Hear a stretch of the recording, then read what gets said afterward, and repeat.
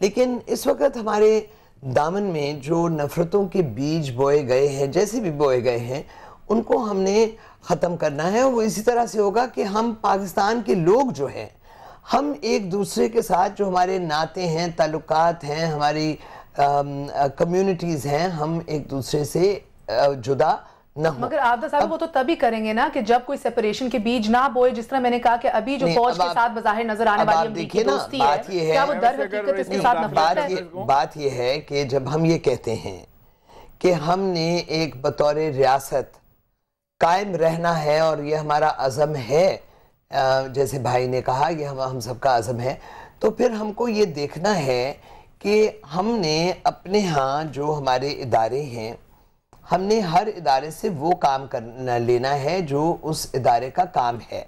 अब जाहिर है कि अगर तहरीक तालिबान पाकिस्तान इस किस्म के अवामिल का मुजाहरा कर रही है कि दहशतगर्द हैं और सुइसाइड बॉम्बर्स हैं और उनको क्लेम भी किया जाता है, तो उसको काउंटर तो हमारी अस्करी कुव्वत ने करना है ना, उसको काउंटर हमारी अस्करी कुव्वत ने करना है। लेकिन आपने जो अपनी पहली गुफ्तगू में, अगर मुझे इजाजत है, आपने अपनी गुफ्तगू में पहले बताया, जी हम सुन रहे हैं, फरमाइए। सॉरी, आपने कहा जी कि हमें अमेरिकन को इस बात पर कायल करना है और मुतमईन करना है कि इन तालिबान को हमने नहीं बनाया।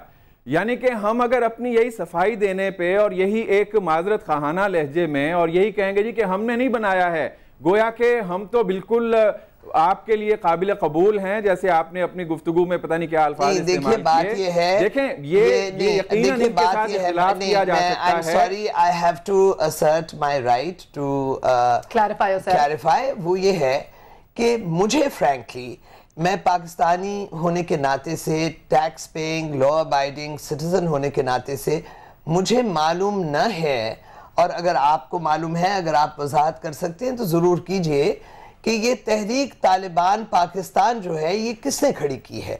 मेरे तो इल्म में ना है।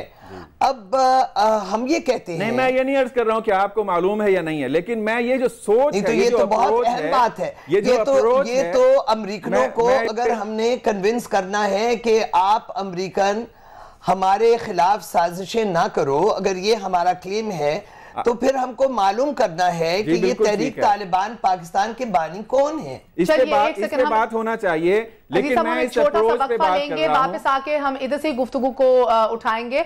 मगर सवाल अगेन वही हो रहा है कि अभी आपने कहा कि अगर हमने ओवरकम करना है, यानी कि प्रोपेगेंडा है, साजिश है, मगर इसे ओवरकम करने के लिए we need our own answers.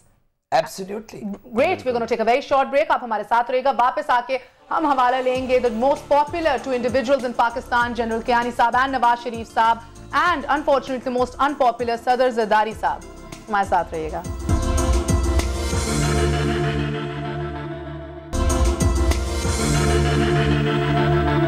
वापस आने का शुक्रिया। नाजरीन, पाकिस्तान की अवाम जो पहले ही गुर्बत, महरूमियों और बेरोजगारी की लपेट में जकड़ी हुई है, अब इस पर दहशतगर्दी और इंतहा पसंदों की आग ने पूरी अवाम के एहसासात को झुलसा दिया है। लेकिन जो सबसे ज्यादा तकलीफ दे सूरत हाल है वो हमारे हवाले से एक मंफी बैरूनी तासुर और नजरिया है। क्या हकीकत यही है कि हम एक नाकाम रियासत बनने की तरफ बढ़ रहे हैं, या हमें बहैसियत कौम नफ्सियाती जंग, साइकोलॉजिकल वॉरफेयर का निशाना बनाया जा रहा है? आज हम यही डिस्कस करने की कोशिश कर रहे हैं।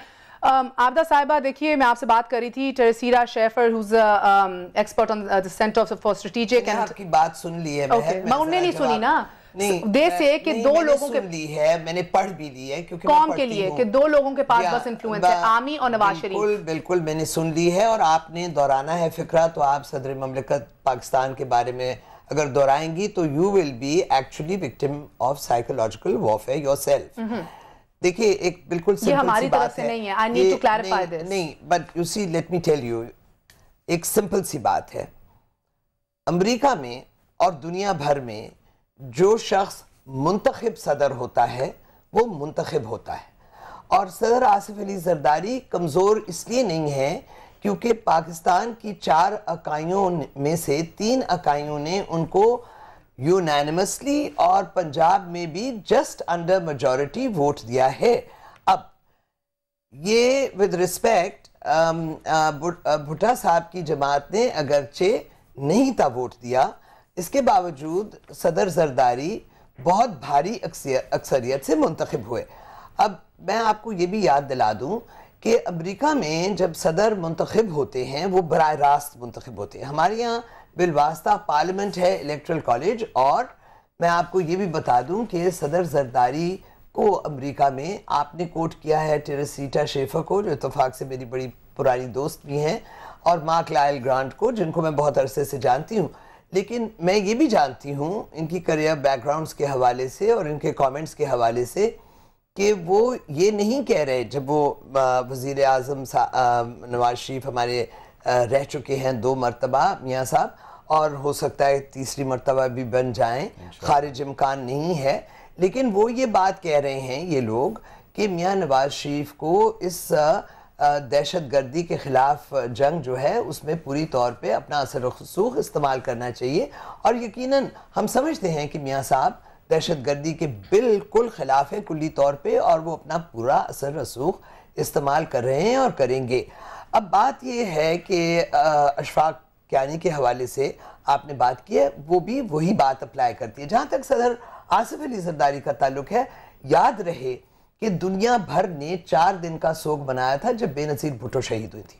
और याद रहे कि दुनिया में ये समझा जाता है कि आसिफ अली जरदारी कमज़ोर आदमी नहीं है, क्योंकि उन्होंने उस जमात को संभाला, इलेक्शन लड़ा, इलेक्शन में सबसे ज़्यादा सीटें हासिल की, हुकूमत बनाई, और एक बहुत बड़ा कारनामा कि परवेज मुशर्रफ से हम सब की जान छुड़वा दी। देखिए, तो इसलिए ये कहना कि कोई शख्स कमजोर है, ये हमें नहीं कहना चाहिए। हम सब स्ट्रांग हैं, हम सब स्ट्रांग हैं। अब अगर अमेरिकन ये कहता है, अगर अमेरिकन ये कहता है, तो हम अपनी कौम को ये समझाएं बात कि हम स्ट्रांग हैं, हम एक हैं।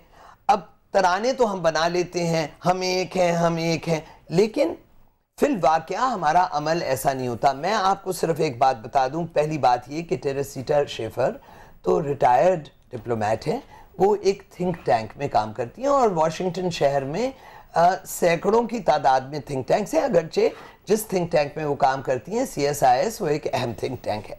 अब इसके साथ साथ मैं आपको ये बात बता दूं कि जहाँ तक मार्क लायल ग्रांट का ताल्लुक है, वो अभी बरतानिया की वजारत खारजा में हैं, और जो मेरी आखिरी गुफ्तगू उनसे हुई थी जब वो यहाँ पे हाई कमिश्नर थे और जा रहे थे, तो जिस घर में वो गुफ्तगू हो रही थी वो जनाब आज के हमारे सदर ममलिकत का घर ही था।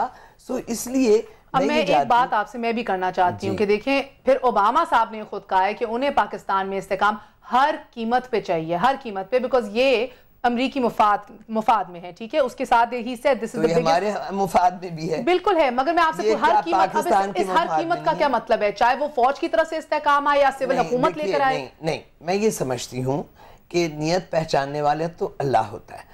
हमने सिर्फ एक बात देखनी है कि अगर अमेरिका इस्तेकामत चाहता है पाकिस्तान में, तो क्या पाकिस्तानी हम इस्तेकामत नहीं चाहते? हम सब चाहते हैं।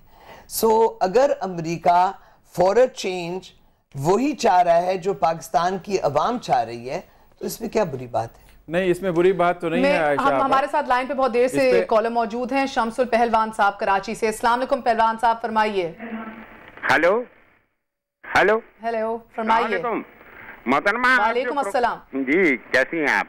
आप प्रोग्राम क्या कर रही हैं? कमाल कर रही हैं आप। जो डंडा लेके झूठे मौलवियों को दौड़ा रही हैं, कमाल किया है आपने। आप ये इसको पाकिस्तान में बेइंतहा अप्रिशिएट किया जा रहा है। बहरहाल मेरी बात दूसरी थी। मैं आपको सन 70 का एक वाकया बताऊं कि पाकिस्तान टूटने से पहले, हाँ मैं जल्दी कर रहा हूँ, बड़ा इंपॉर्टेंट है कि पाकिस्तान टूटने से 1 हफ्ते पहले इसी कराची एयरपोर्ट पे लंबी लंबी दाढ़ियां वाले भी सियासतदान उतरे और क्लीन शेव सियासतदान भी उतरे और हर किस्म के, और वो ये कह रहे थे कि अल्लाह का शुक्र है पाकिस्तान बच गया। लेकिन 1 हफ्ते के बाद पाकिस्तान टूट गया। मेरा सवाल ये है, अब आप ये बताइए कि अमेरिकन झूठों को पसंद करेंगे या सच्चों को पसंद करेंगे? दूसरी बात ये, मेरा सवाल मोहतरमा आबदा हुसैन साहब से ये है कि अगर हमारे सियासतदान, पाकिस्तानी सियासतदान झूठ बोलना छोड़ दें तो क्या मुल्क कुछ बेहतरी की तरफ जा सकता है? शुक्रिया। बहुत बेहतर हो जाएगा।